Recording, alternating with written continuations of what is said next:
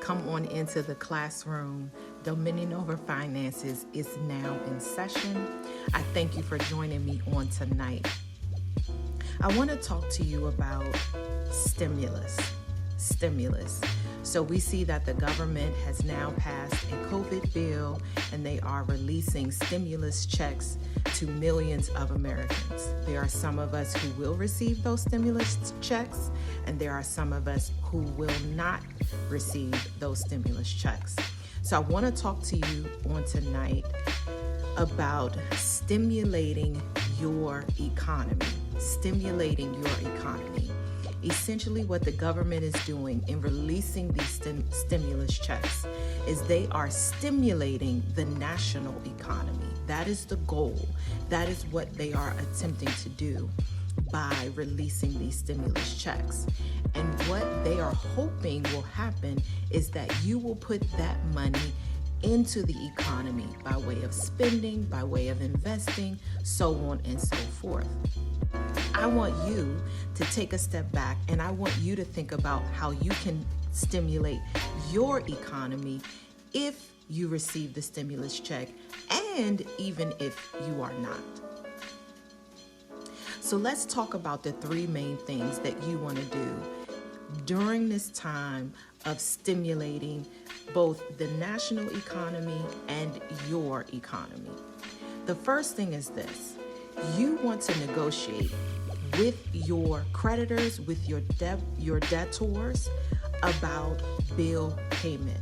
The one thing that you're not going to do is you're not going to spend up your stimulus checks trying to cover all of your bills. It's not going to make sense. It's not going to help you in the long run. What you are going to do is you're going to get on the phone and you're going to negotiate with your creditors and with your debtors about payment plans, and perhaps as the months go along, getting caught back up. But you're not going to use all of your stimulus check in order to get back on track right now. You don't want to deplete these funds. You don't want to get to a space where, say, a month from now, you have nothing else left after this stimulus check. The second thing that you are going to do is you're going to save some of your stimulus check. And even if you aren't getting a stimulus check, now is the time for you to really reconsider starting a savings account if you have not. No, I'm not encouraging you to save all of your stimulus check, not necessarily saying that, but I want you to think about, and I want you to set aside a portion of that stimulus check, or even if you aren't getting that check, I want you to encourage yourself and even begin to start saving now. All right? The third thing that you are going to do is you're going to invest in yourself. So here's what I mean by that. And I want to break that down, and I want to spend some time here, because a lot of times what we don't do well is we don't invest in ourselves.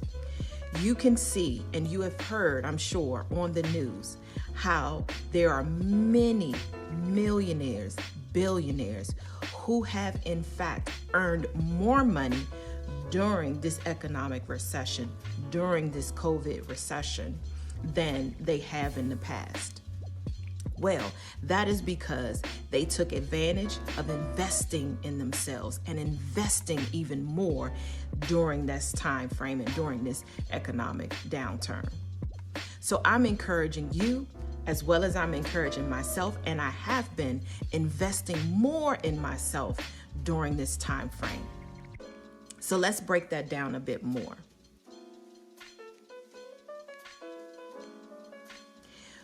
One of the first things that you want to do in terms of investing in yourself is you want to invest in your marketable skills.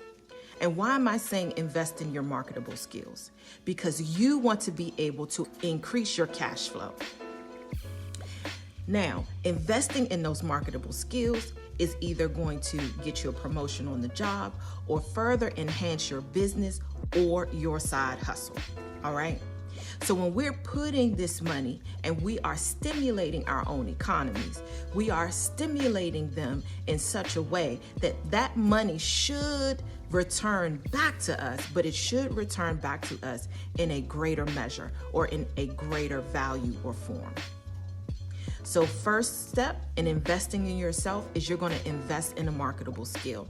That may mean that you go out here and you get yourself a $50 course and you learn something new, and now you can use that to either enhance your business or to increase or enhance your side hustle. All right? So that's the first step in investing in yourself. The second step in investing in yourself is that you're going to, and I've kind of said it already, but you're going to invest in your business. Now, whether that means you're going to legitimize your side hustle and make it a business by forming that LLC, but you're going to take that time now, you're going to take part of that stimulus to now legitimize your side hustle, now invest even more in your business so that that money can return back to you in greater form, greater measure, and greater value. So you're going to invest in your marketable skills. You're going to invest in your business. And thirdly, you're going to invest in the market. I can't encourage you guys enough to get into the stock market. There was a report called the 2020 Black Investors Survey that was just released. And in that, it breaks down the demographics of how certain racial and ethnic groups either invest or they don't. And so that report now, it is highlighting some key factors of why people like me and you either get into the market or don't.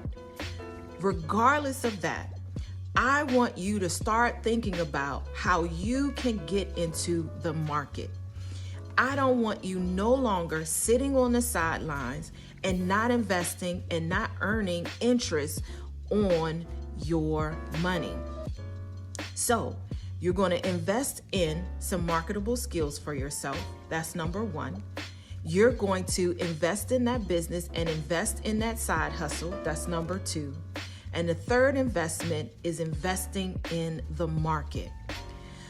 So folks, I want to encourage you, when you get these stimulus checks, don't let it be you're going to go out and splurge. We're going to minimize the splurge. We're going to eliminate the splurge. We're going to eliminate even the need, even the feeling, the urge to want to splurge. We're going to eliminate that, and we're going to maximize the use of these stimulus checks. And look, all of this stuff applies even if you aren't getting a stimulus check. Everything that I listed should apply to you as well. You're going to negotiate, you're going to save, and you're going to invest. Remember those three key things. Remember those three keys to getting you to stimulate. Those are the three keys that you need in order to stimulate your own economy. So I hope this has been helpful. Again, I said this was going to be a short one, and I want to continue to come back and really give you some of the keys and the nuts and bolts of what you should be doing at this time with your money, and what you should be planning and executing in terms of stimulating your economy, in terms of getting yourself back on track, in terms of really getting yourself to a position of financial security, of financial independence, and of financial dominion. So folks, I will see you here again, same time, same channel. Thank you and have a blessed one.